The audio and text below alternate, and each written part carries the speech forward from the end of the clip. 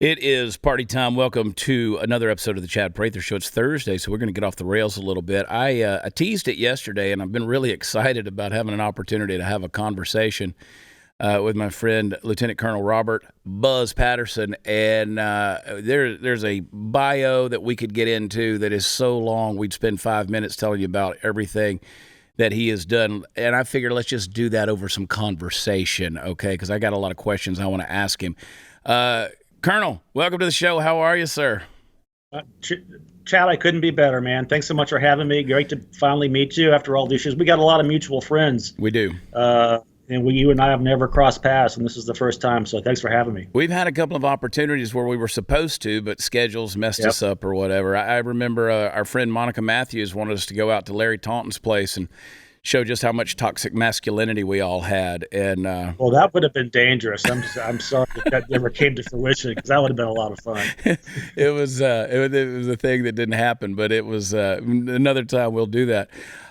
You know, a best-selling author. You are retired Air Force lieutenant colonel. You were combat pilot, combat commander.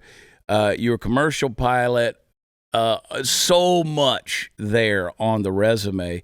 But one of the things that I find intriguing is that you actually carried the nuclear football for President Clinton in that administration.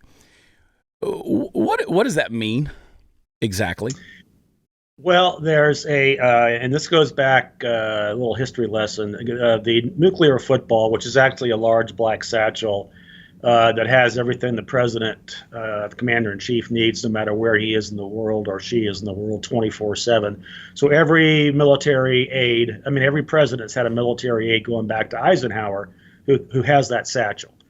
And JFK used it during the Cuban Missile Crisis, and I just happened to be, I was a squadron pilot, Air Force pilot and squadron commander in northern part of California.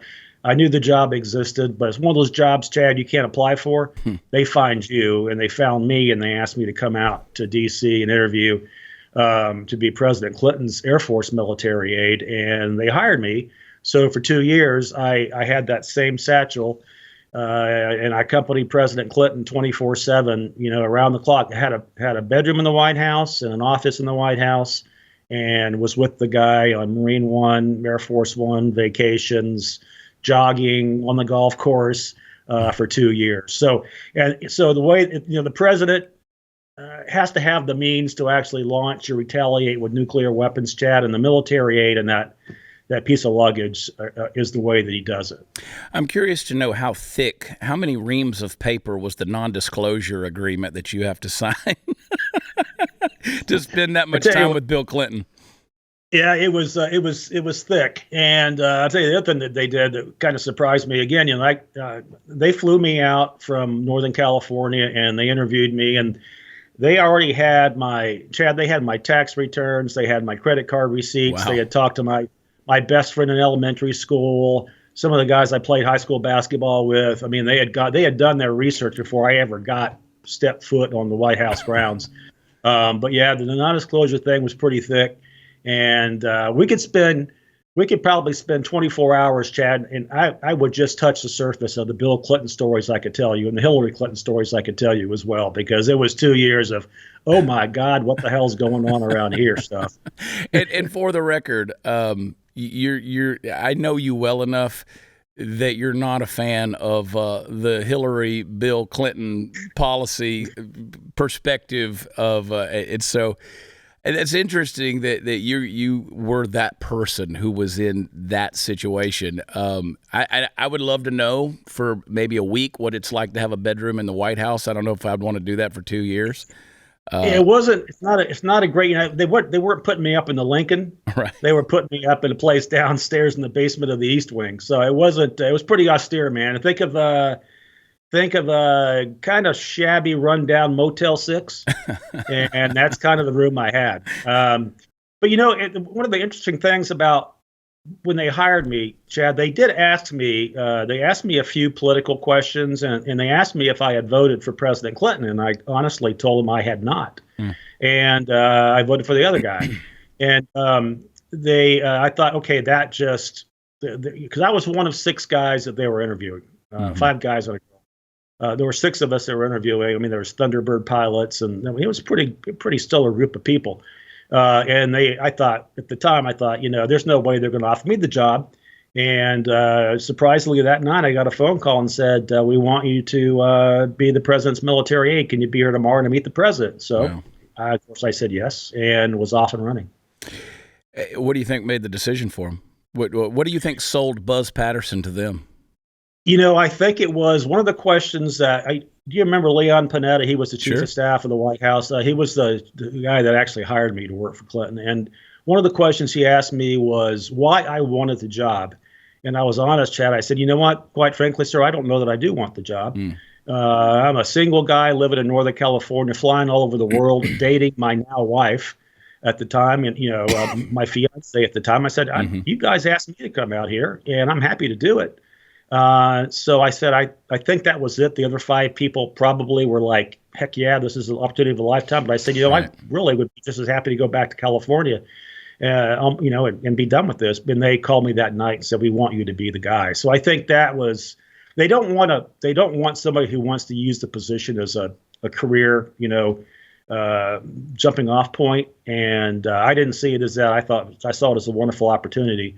And that's all I saw it as. And so I think that's why they hired me. So let's round up to, what is that, roughly 30 years ago, 25, 30 years ago.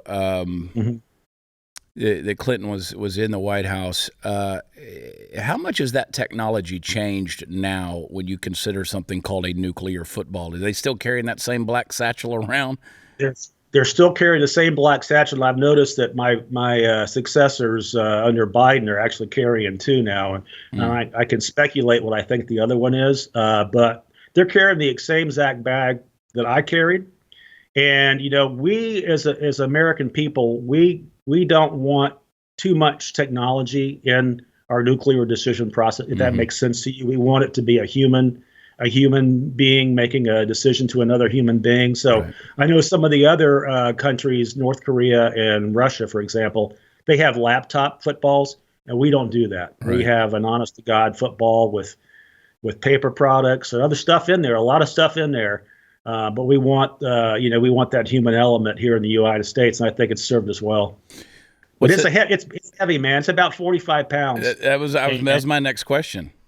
Yeah, I'm an Air Force guy, so I would always put it down and not want to carry it around. The Marine guy would actually run with it. If you could believe it. He would actually jog with President Clinton on the beach carrying that 45-pound. But I'm a lover, not a fighter, so I would down and let the Secret Service guys keep an eye on me. Yeah, trust me. When you said a pilot in Northern California flying jet setting all over the world, I knew that about you, Buzz. Yeah. But I was going to ask you about that. In your speculation, what do you think the second satchel is? I think it's communication, a lot more communication stuff. We had, in my time there, you would always see a couple of antennas coming out of the side pouch of the football. Right. The football actually is it's a metallic case inside of a leather outer shell that the same guy that's been making those outer shells is still doing it, right. Believe it or not, 30, 40 years later. Wow. But yeah, so I think what the other bag is these days, I think it's more enhanced. And we had satellite phones when I was doing it, and we had radios that were secure. You couldn't hack them. I think what the guys and girls are carrying now is in that other bag is much more capability to communicate, across a wide spectrum of ways, and I think that's what that is. Now, I've never heard this about Hillary, but I've heard oftentimes about Bill Clinton that he's a pretty charismatic guy that can kind of make you feel pretty important when you're with him, and kind of make you feel like you're the only person in the room, and pretty charming in regards to that. Very much so. And I think that's been the appeal of Bill Clinton over the years, and even during those times. So I can only imagine the stories. I know other people who have told me stories, and I can only imagine what you carry around in your head there. Well, yeah. If I don't mind interrupting real quick, Chad, sure, I'm sorry. Sure. No, one of the things is that people ask me what the dynamic was between Bill and Hillary, and and the dynamic between me and those two. I always found, I spent a lot of off time with President Clinton. So we would watch college football games. We jogged a lot. When he went to the golf course, I was on the golf course with him. So I kind of liked being around the guy. He's very gregarious, great storyteller, not a moral fiber in his body, but kind of fun to be around. And then on the other hand, Hillary was she was the Nazi, keep the trains on time, very vindictive, very profane. They both have mouths. Right. But Hillary puts Bill to a shame. Really? In terms of what she could throw around. Yeah, and I saw her do it frequently, and I saw her do it to her husband frequently, too. So I've got a couple stories in my first book, Their Election of Duty, where I talk about those two going back and forth, and me being trapped kind of in the room or the corner of an elevator, trying to not get the collateral damage. What was happening with those two? And the Secret Service guy would be doing the exact same thing. So it was, you knew when you could approach him or her, and you know when not to approach him. And it was very clear early on to me, she was unapproachable. He was cool. Yeah, I can only imagine the level of shrapnel that you would catch as a bystander around those two. And so I want to get into this before we go to a break because I've got so many questions. I want to talk. You spent enough time in the White House. This story popped off about them finding a little bag of cocaine after the 4th of July celebration. I often joke about it at live shows on stage. I was like, it's almost like if we had a laptop with a hard drive that showed a guy doing blow, with strippers and hookers, we might could come to a conclusion of whose that was. Exactly. Do you find it fascinating the way they leaked that story out, but also the way they kind of said, well, we're not going to investigate it. Okay, we will investigate it, but we're not going to tell you who. Yeah, it's in the Biden circle, but we're not going to name names. Right. Did you find that par for the course with how they handled that so-called investigation, or is this just par for the course for this administration of trying to hide everything? Well, this is par for the course for this administration. I got to tell you that there is not an inch of that building is unsurveilled. Right. If they don't have cameras, they don't have cameras for a reason, because the Secret Service guys kind of fill that gap.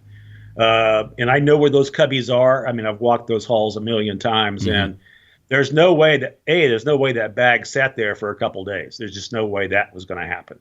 So I think they found it someplace else. And the original reports where they found it in the library, which is a really cool area in the central part of the White House downstairs. I used to hang out in the old presidential library because the books were fascinating. But I think they found it in there. Of course, everybody knows it was Hunter's. And the Secret Service guys, I think, have been kind of complicit here and keeping their mouths shut, because that's what they're kind of supposed to do. But I guarantee you, beyond a shadow of a doubt, Chad, they know whose it was, and they know it was Hunter's. And they're just, again, one more time, if you saw Hunter on the balcony that day watching the fireworks, that dude was high. And you know what I mean? He was looking. He really was, and I think Jill was too. Honestly, when I watched that over and over again. Yeah. That was no doubt in my mind that that's probably where that bag went. But yeah, I mean, that building is secure, and the Secret Service guys do a great job, and girls do a great job. They were kind of my sanity, because they were the only military-like group of people in the building other than me. Right. So I would hang out with those guys, and they had all the same stories that I had about Bill and Hill, and we would share them, in off hours, and they felt the same way that I did. And but I think they're covering up for Biden, or covering up for Hunter for sure, and it's sad, I think. Well, I'll tell you what, Colonel, hang on with me 1 second. If you've got the time, I want to keep you around for a few. I'm all yours, Chad. I really appreciate the time. Let's do a quick commercial, take a quick break, and I want to come back to this because I got so many questions here. But before we go, everybody deals with pain from time to time. It's one of those few guarantees you have in life, along with death and taxes. And when it happens, a lot of times we just sustain it or deal with it and move forward. But sometimes you can't move forward because the pain is just too much. It comes back day after day, month after month, and it fills your world with just absolute pain and steals your joy. So let me tell you something. If you're one of those people who experience this, you know how really awful it can be. The good news, it doesn't have to stay that way. Relief Factor is a great way to reduce pain, which is mostly caused by inflammation in the joints. When you take Relief Factor as directed, it could absolutely change your life. It's not a drug. It's something developed by doctors, though, and it reduces inflammation in your body. Now, 70% of the people who take it keep on ordering it because they found that it works for them. And if you're living with pain, You may be one of those. So try the 3-week quick start. It's only $19.95. It's a trial pack. Go to relieffactor.com or give them a call. 800, the number 4 relief. That's relieffactor.com, and we'll be right back.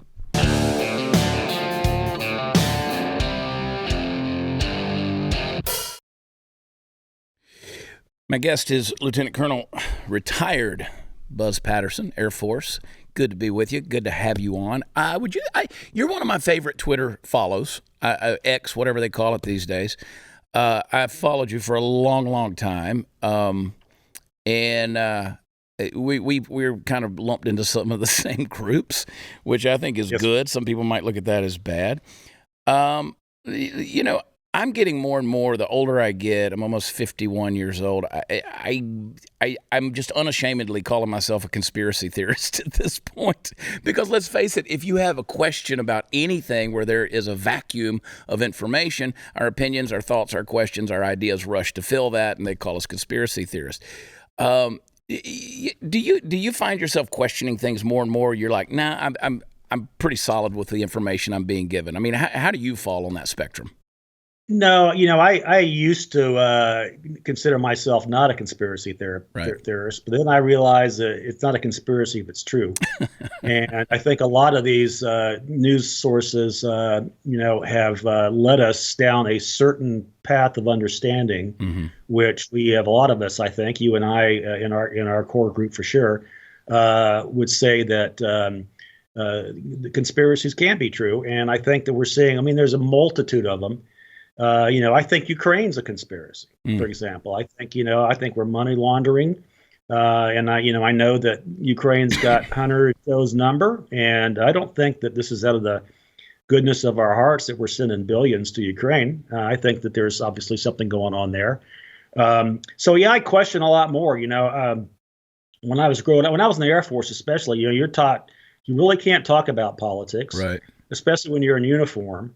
You can't be contemptuous of anybody in leadership. So, when I was in the military, it was you just didn't come out and talk about whether or not you hated the president or you liked him. You just didn't say a word. Right. And so I was kind of raised in that regard, and my family kind of raised me that way too. And then I got to the point now where I just see there's just too much stuff going on, Chad, that it's just so obvious what's happening, with the for example, the DOJ and Hunter Biden. And there's a lot of stuff going on. And again, it's not a conspiracy if it's true. And I'm seeing more and more of that. So I was just looking for this article here that I came across yesterday. Republicans are advocating for missile systems for Ukraine. And this is a uniparty thing. Let's just call it what it is. Right. I like Tucker Carlson's term, permanent Washington. Okay, these people who just get there and they never leave. Right. I ran into a friend of mine who is a head staff member for a aging Texas senator. And he's like, we're trying to talk her into retiring out of there. And I said, why let her stay? She's going to be, she's going to become a punchline. These people become punchlines after 80 years old, And so, but you have Republicans even who have consistently said, this was Tom Cotton. He said, I wrote to President Biden with my colleagues and urged him to provide Ukraine with missiles, the missiles its military needs to win. Not doing so will only prolong the war and cost lives. Is that true? Or will providing those missiles actually do the opposite and really prolong the war? What do you think? I was really disappointed in Cotton for that, actually, Chad. I am all for Ukraine repelling Russian forces. I've been to Ukraine, and I think we did the right thing initially. It's time to turn off the spigots, man. We got people we still haven't recovered in the Lahaina Maui fires. We still got that place to rebuild. We've got hurricane damage in Florida that we're not taking care of. It goes back to I think that missiles and us training fighter pilots for Ukraine, and also if we ever get into giving them airplanes, this is going to be a really poor scenario for Europe and for NATO, and it could become the precipice of World War III, and it could become a nuclear nuclear conflict. I mean, Russia's not going to, they're not going to hold back. If they have to use those things, they're going to use them. I mean, and they got a lot more than we do. So I think we're escalating this to the point of no return. And Republicans like Cotton, there's a lot of rhinos that have been supporting Ukraine too. And I just think that for those of us who care about what's going on back here in the mainland, in the homeland, I think it's just time to call it what it is and say we've dumped too much money into that place. I mean, I don't know about you, but this Zelensky character just makes my skin crawl. He gets treated like a freaking rock star, at the UN and in Washington D.C. And we got people hurting, and we're being invaded on the borders. 9,000 people a day. Are you kidding me? Yeah, military-aged men coming across to the tune of exactly right. 7.2 million have crossed our borders in the last recent months. You guys are getting hit the hardest. Like the mayor of New York is crying about 10,000 a month, and you guys are getting 9,000 a day. I mean, do the math. Yeah, it's insane. Insane. It is insane. And I just don't know where common sense has gone in our government. I think it's because both sides have been bought out, and I think Tucker's permanent Washington is perfectly right on.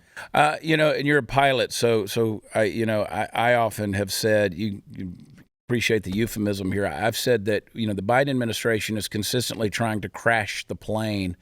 And I used to think, well, maybe they're trying to do a controlled crash, but no, I think they're doing a full-blown nosedive, and they're okay with it.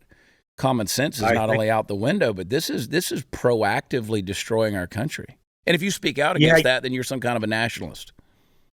Well, that's true. You're a nationalist, or you're xenophobic, or you're all the names that you can possibly imagine are going to get thrown at you. But I mean, it's almost time, Chad. I think that we just need a national reset. We just need to. I mean, you talked about old people in Congress. I mean, the founding fathers never intended for people to go to Washington, D.C. and get rich. Right. They thought, you'd leave your farm or your law practice in St. Louis or wherever, and you'd go do 6-8 years, and you'd go back and start farming again. Right. They didn't predict Nancy Pelosi's and the Dianne Feinsteins of the world, who literally, quite frankly, the Joe Bidens of the world, who have been in the office in D.C. for 50 years and never really actually done anything with their hands to create anything or actually have a job. And I think that we've created this elite class that self-perpetuates. And I live in California, man, so I can tell you about how elites out here operate and how they have controlled this government and driven it into the ground too over the last 30, 40 years.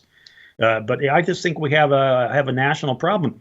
And I don't know where you stand on this, but I think we need another guy. We need Trump, or a guy like Trump that can get in, that has got beholden to nobody, no lobbyists, no PACs, no foreign, international money exchange. I mean, a guy like Trump can walk in there and say, I don't owe anybody anything. Right. And if we have other people like that, bring them on. But we have created a system that people like you, me, and average Americans in flyover country aren't represented. Yeah, you and I are 100% in agreement on that, and I agree. I think we need Trump for that specific reason. And anybody else that has political ties, that is relying on any of the money and the places where it comes from, those nefarious origins, that we can't have that. We're never going to have that reset without it.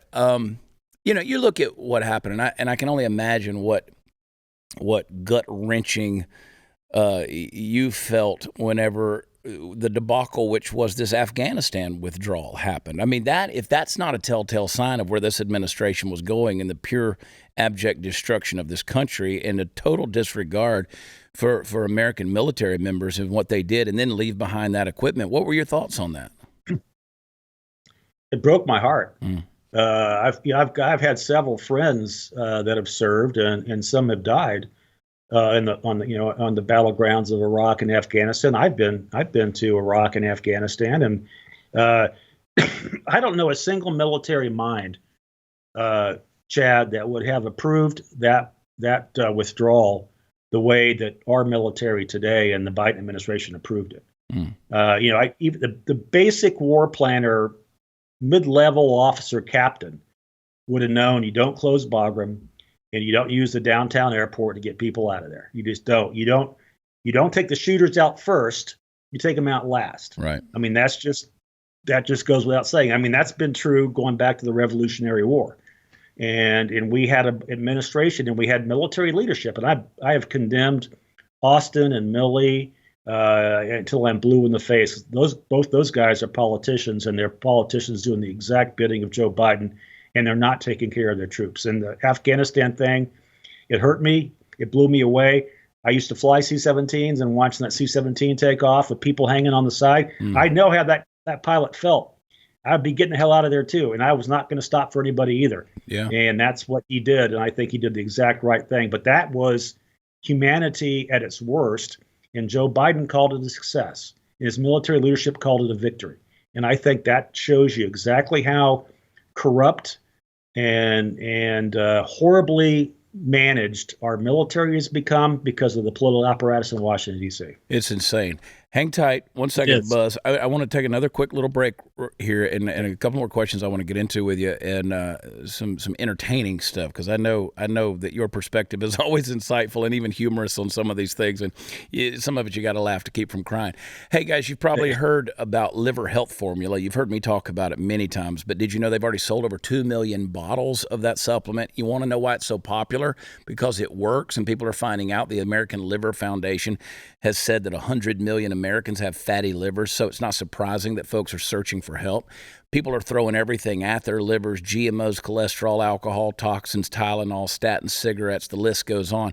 And that's why you have a sluggish, fatty liver. It makes you gain weight, makes you feel tired all the time. And for decades, listen, your liver has helped you by performing over 500 key functions every day. Why don't you help your liver? Liver Health Formula, it's an all-natural supplement which contains 12 clinically proven botanicals that help recharge and protect your liver.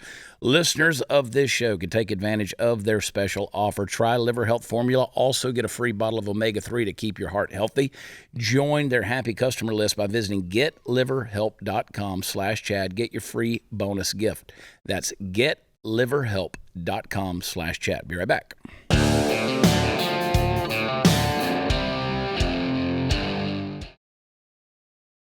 Lieutenant Colonel Buzz Patterson. Buzz, a couple more questions that I want to get into here with you. Then I'll let you go on and do productive things with your day.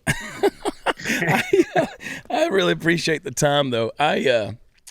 This F-35 fighter that goes missing the other day, this is why I'm a conspiracy theorist. I'm like, okay, if I understand this right, help me understand this story. If I understand this right, he did not manually eject the pilot. It ejected him. Is that right? That's not my understanding. Okay. People have been asking me if you can eject if somebody outside the aircraft could eject it, could eject the pilot. To the best of my knowledge, I've never flown an airplane that was true.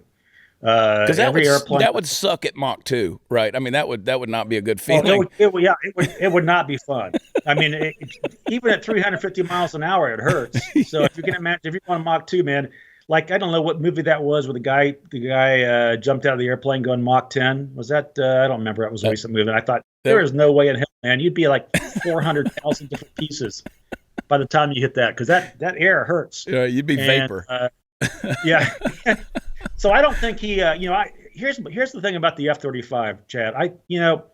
It's a state-of-the-art airplane. It has all the bells and whistles. It is a highly maneuverable airplane, and if he did eject intentionally, and putting it on autopilot is what you would do. That's kind of the protocol. You put it on the autopilot because it gives you you slow down, put the autopilot on. You try to give yourself a stable platform so you minimize how much it's going to hurt, right, and potential damage. I know guys that have broken arms and legs and stuff ejecting, so it's not a pleasant experience, but it will save your life.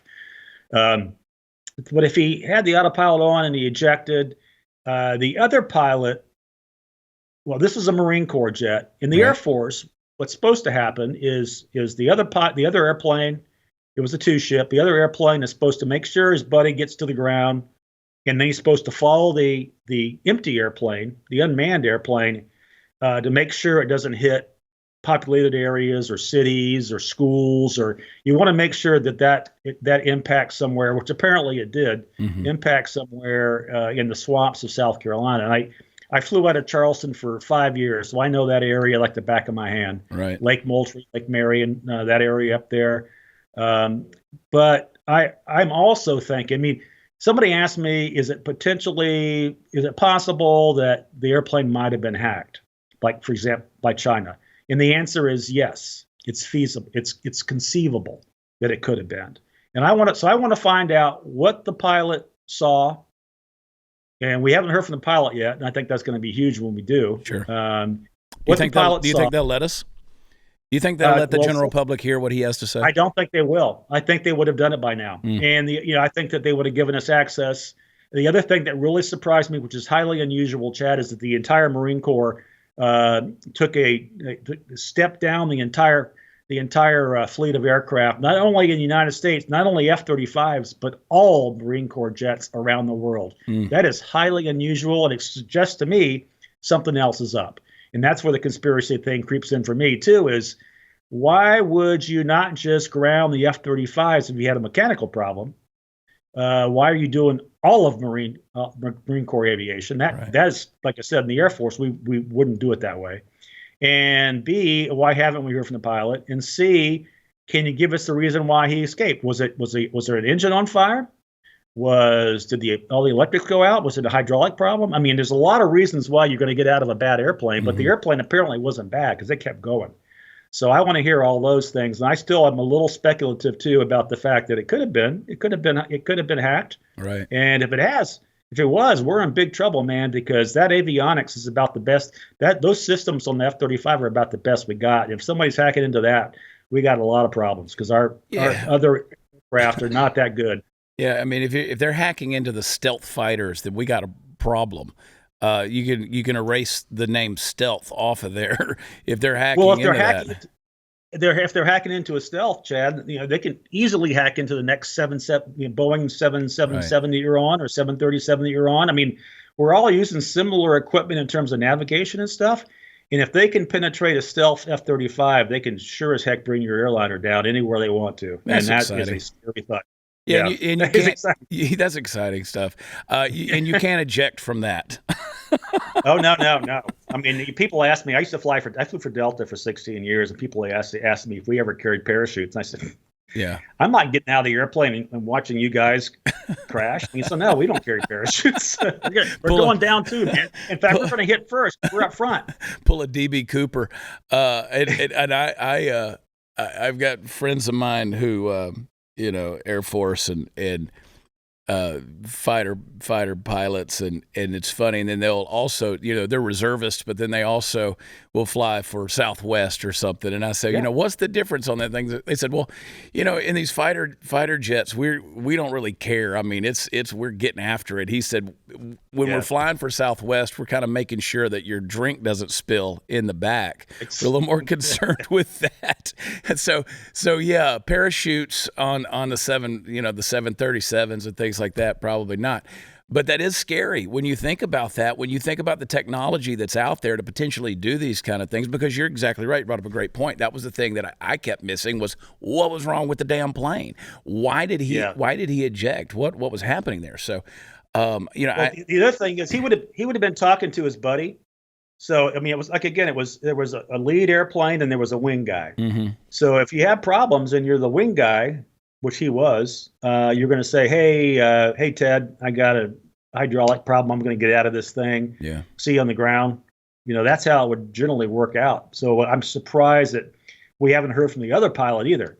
Where's that guy or girl? Yeah. And what was the other guy telling him was going on, which precipitated the ejection? So there's a lot that the Marine Corps needs to come up with here, and I haven't heard a word. I've got buddies in the Marine Corps. Is that the same jet that had a crash in Texas in recent months? Wasn't that the same one? Yeah, we've lost a couple, and the Marine Corps has lost recently quite a few. Unfortunately, not the F-35. They had the Osprey crash in Australia a couple of weeks ago that killed, I think, 3, and then we had this one. And they may be standing down because they've got a system-wide problem.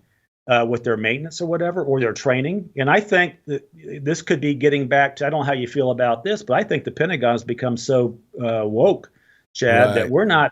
we're not focusing on the right things. We're focusing on pronouns and CRT and diversity hires, and that's not how a military is supposed to be run. No. You don't make the military a reflection of society. You make the military the best of society. And we have gone away from the meritocracy of the military that I served in to now it's all based on identity and color and sexual preference. And that's we're not going to win another war, Chad.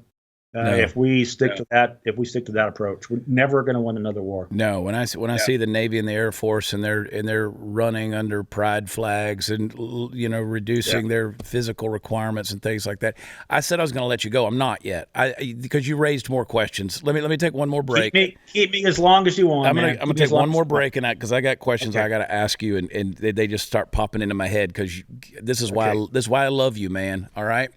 All right, guys, listen, highs, lows, soaring spirits, gut punches. The stock market's volatility has been a good reminder of why we diversify our portfolios. New data from UBS shows private assets like fine art can be especially valuable when looking for low correlation, as they have historically moved independent of stocks. Now, Bloomberg reports as equities cratered last year, art prices increased, along with the highest total sales ever for major auction houses.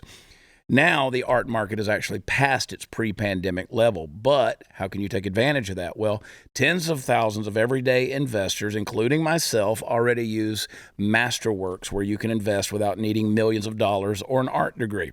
I've invested in it. I keep updated with it every single day.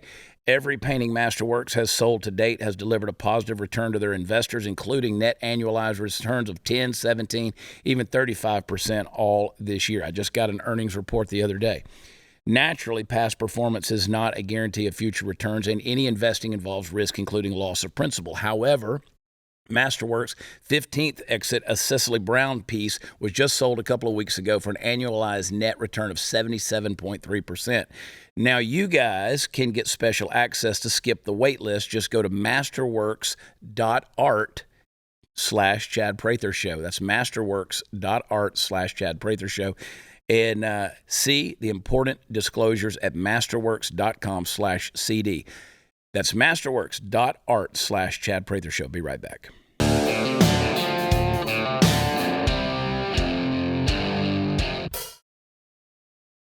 Guys, if you're not already following Buzz Patterson on Twitter and his socials, check it out. He's got a lot going on. And you need to read every book he's written. It's a simple thing to do. Just jump on the Google and just type Buzz Patterson, and you're going to get Google Books right there. It's going to pop up. It's going to show you every title he's got. You need to get every single one of them. Another question for you. We just commemorated 22 years of 9/11. Buzz, when you look at, you go back 22 years to 9/11, how much do you think the government has lied to us about the reality of what all went on that particular day? That's a great question, Chad. I've been asked this question, and I'm not going to have a great answer for you. Mm-hmm. I will tell you that that morning I had recently left the Air Force, retired from the Air Force, and was a Delta Airlines pilot scheduled to fly that morning from Atlanta to New York to LaGuardia. Mm-hmm. I've been working for Delta about 3 months, I think, brand new co-pilot, and got to the airport, saw the first airplane hit, and was hanging out with some of the pilots, and we go, man, that's just. I remember Katie Couric speculating that it was a small private, like a Cessna 172 or something. Mm-hmm. And I thought, man, that's way too much. That's way too much fuel. That's way too much fire. And then we saw the second one hit, and I said, well, we've been attacked. Mm. And I would think that I'd be more suspicious about what actually had gone on that day if I hadn't lost a pilot friend and 2 people on the Pentagon crash, and another pilot friend in the second Trade Center hit. So, and I also had friends that were up flying F-16s immediately thereafter, looking for more potential targets. Unfortunately, they were going to shoot them down. So I'm a little torn about what actually happened that day. I put that day squarely in the shoulders of Bill Clinton, and I talk about this in Dereliction of Duty, that we knew that Al Qaeda had a plan. It was at the time called Operation Lojinka. This goes back to 1995, Chad. And I got there in '96, and we were seeing daily intelligence that Al Qaeda had this plan. And as a pilot, obviously that got my attention. Is, oh wow, they're going to hijack airliners and use them as missiles, and they apparently did. Now, I don't put anything past our government, and I think there's probably a lot that happened that we don't know about. I feel the same way about remember the TWA 747 that went down Long after Island. takeoff in New York off Long Island. It was on its way to Rome. Yeah, TWA 800. Yep, TWA 800, and they said at the time, well, I think the official NTSB finding is it was a spark in a fuel tank. Right. Sparks in fuel tanks only happen when the fuel tanks are empty, and that airplane didn't have any empty fuel tanks. It was going all the way to Rome, and those tanks were chock full of gas. Right. So I have always suspected that was probably a missile or a terrorist attack. And I have talked to people like Jack Cashel and others and I was in the White House the day that happened. So I remember the intelligence coming in to President Clinton when that went down. So I know we're not being told everything. I'm guarantee you we haven't been told everything about 9/11. I have a personal connection to that day, and if it was our government, I will fight my government to the end. Yeah. Because that's not who we're supposed to be, and that was a tragic day. And but again, I'm with you. It's not a conspiracy if it's true.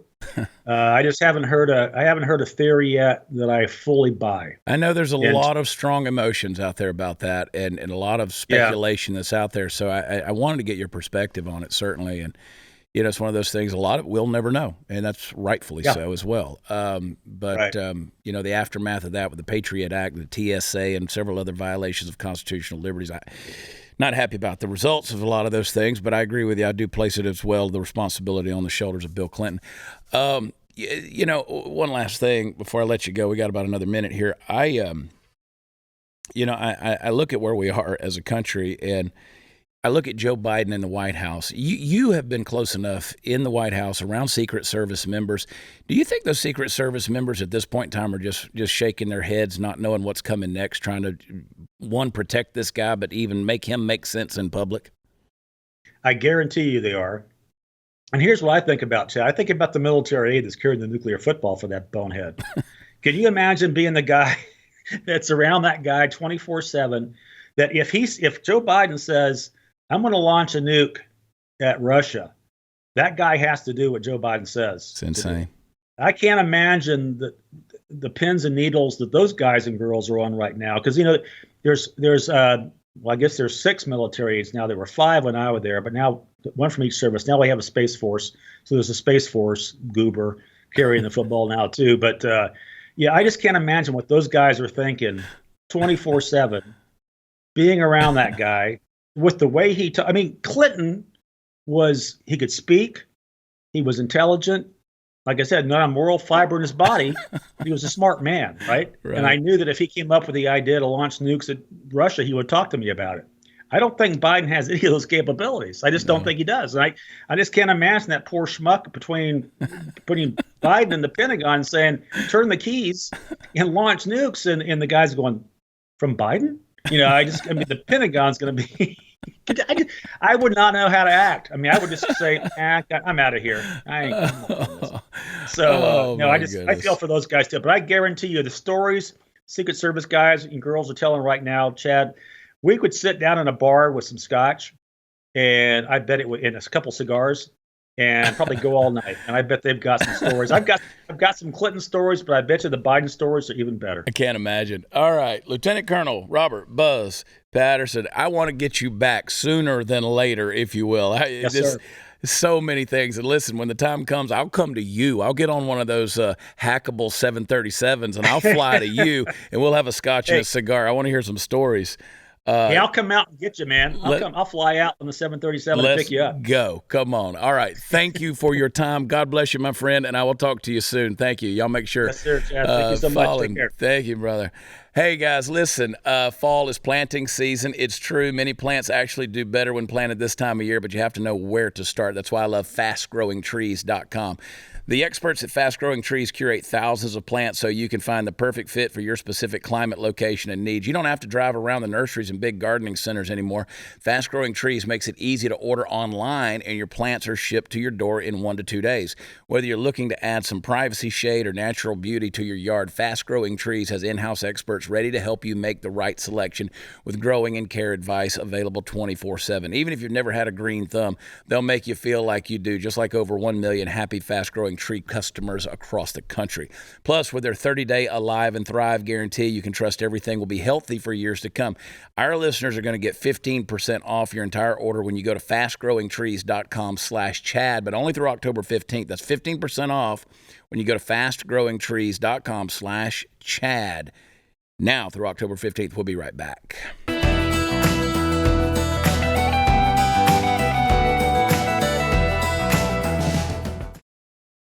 You know, the beauty of having Buzz Patterson on the program is he leaves you with so many more questions within answers. There's so much more I want to talk to him about. It's such a great resource and wealth of information and just insider stuff. We'll get him on soon because I know if you're anything like me, you enjoyed that, and I definitely did. We'll get him back on here soon. He's such a good guy. Wow. Special thanks to Allie Lerman for setting all that stuff up. I tell you, I don't want to fly this weekend now. Now that I know that the jets are hackable, that's fun. I mean, I'm telling you, I've already been saying I'm about done with the airlines. A couple of weeks I got to go to Nashville. Well, a week after next I got to go back to Nashville. I'm already decided I'm driving. Like, screw it. I'm going to be in Texarkana for a show anyway. I might as well just drive on to Nashville. But I am getting on an airplane, United Airlines, which is, in my opinion, one of the crappiest airlines out there these days. Just bad policy, bad policy, and it's starting to show in the productivity and the quality of what they produce as an airline. But I'm going to get on their airplane on Friday, and I'm going to fly to Casper, Wyoming, so I can be with the good folks in Mills, Wyoming on Friday night. And then I'm going to drive over to South Dakota the next day and head over to Leeds, South Dakota for another show there. And then I'm going to fly home from Rapid City on Sunday morning. So there you go. Don't hack me, China. Don't hack me. Tons of stuff coming up. I'm in Granbury, Texas. We're back. Let's sell that sucker out again. I've never not sold that theater out, so let's sell that sucker out again next week. Tons of other stuff coming up. You can find our stuff, realwomensclub.com. You can go over to chatonblaze.com. And you can get the I went to the White House, and all I got was this crummy T-shirt and a bag of cocaine. Buzz Patterson, he gave you the info right there. Hey, tomorrow's overtime. Be a subscriber to Blaze so you can be a part of the cool club. We love you. God bless you. We'll talk to you later. Bye.